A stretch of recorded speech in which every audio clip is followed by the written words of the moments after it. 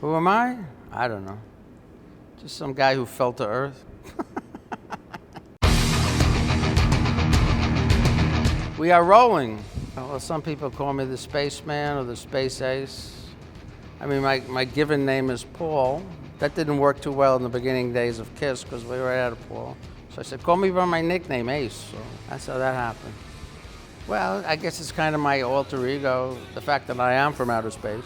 I was always fascinated with science fiction films and comics and books. So that's how I developed that character. And I remember the early days just trying different types of makeup. And the first time I put the stars on my face, I didn't have white face on. It's all history now. Now some other guys wearing my makeup, go figure, right? Well, I grew up in a household where everybody played an instrument. My mom and dad both played piano. My sister and my brother both took piano lessons. And, they started playing folk guitar, too. And so I had to listen to all this shit. So whether or not I wanted to be a musician, I got it by osmosis, just by being there. And then, one day I was at my friend's house, and he had got an electric guitar, and I, plugged it in and turned the amp up to 10 and hit a note, and that was it. I said, this is the shit. This is what I want to do. And it was a love affair ever since, and it has been a love affair to this day. The Jimi Hendrix experience really did it for me. That kind of changed my life. I somehow gravitated more towards the Stones than the Beatles, probably because they were the bad boys of rock at the time. I found that, endearing. I could identify with Keith Richards quicker than I could, with Paul McCartney.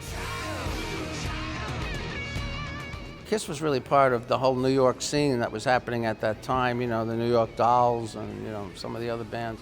We were just lucky enough to, evolve out of that and, obviously influenced by guys like Alice Cooper and other theatrical groups. The Who was a big influence on me. And we just kind of took it to the next level.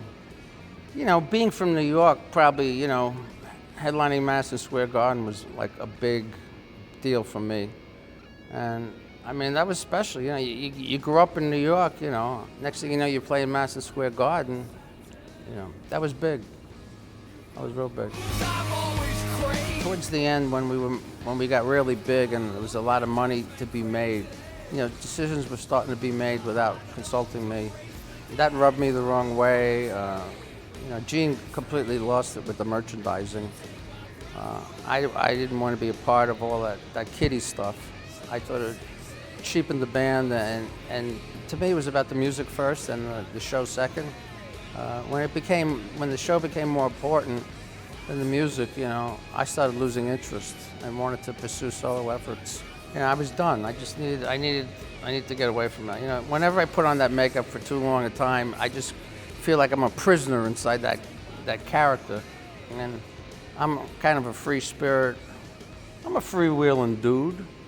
So basically, I was done. So they wanted to keep going. So I said, go ahead, do what you got to do, Somebody said to me, what happens if you were never in KISS? What would you be doing? I go, I'd still be a rock star because I was destined to be one. If I never picked up a guitar, you know what I could have been, and I know it in my heart. I could have been a famous racing car driver. I could have been a famous artist. Music has always taken precedence over my graphic design. I probably could have been a successful comedic actor. I used to hang out with John Belushi, and I was one of the few people that could make him laugh when he was depressed or bummed out about something. Unfortunately, he fell by the wayside, and he's, greatly missed. Just a comedic genius. I could have ended up like that too. I was one of the lucky ones. Between all the car accidents and close overdoses, it almost killed me. So, when you talk about things, it sets you free. That's what recovery is all about. There's so many millions of people with the same problem. Some of them don't want to talk about it, but if they do, they'll probably feel better. Hey, I'm a fuck up. A fuck up with a message. You can still play rock and roll without all that nonsense. 2006, I realized, if I didn't clean up my act, I'd never put the record out. It was just a lost cause.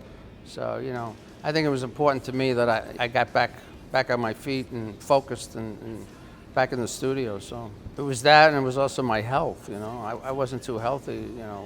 I wanted to live. I chose life. It took a while to get back into the mindset of being back in the studio.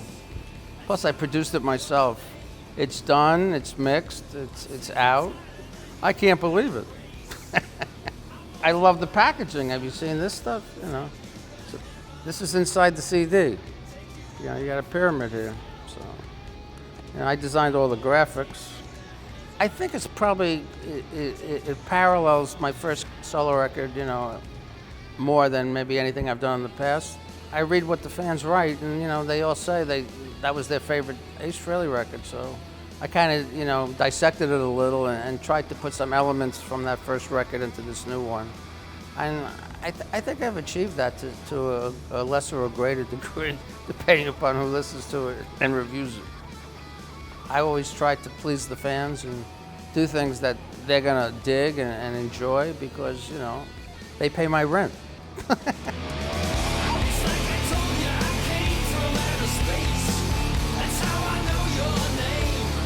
I don't know what I'm talking about. I'm just rambling.